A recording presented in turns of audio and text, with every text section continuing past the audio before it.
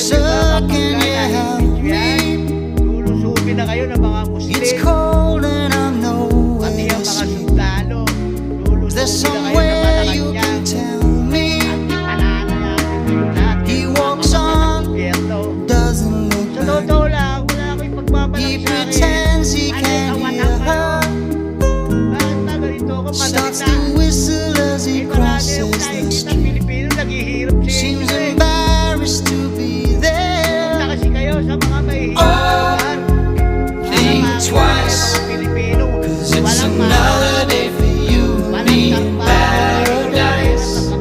Oh, think twice, 'cause it's another day for you, you and me in paradise.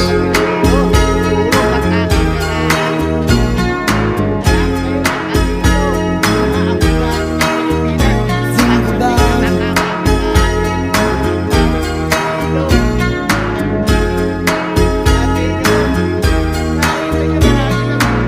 She calls out to the man on the street. Papasok ang kanilang pinaghirapan. Nakita nyo kayo, nakangangalang kayo, intela kayo na intay sa grasya. Wala kayong kahirap-hirap. Nandiyan kayo sa loob ng Senado, paikot-ikot kayo. Akala nyo mga baboy damo kayo. Kada lang makikita ko kayo sa Facebook, paikot-ikot kayo, para kayong mga buhaya.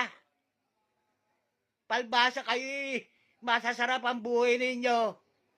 Talaga namang, wala na ako makita sa inyo eh. Bakit hindi sasarap ang buhay ninyo?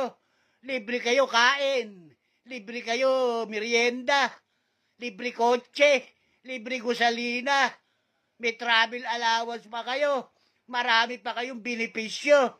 Ang sweldo nyo, 1,000 o 10,000 isang araw.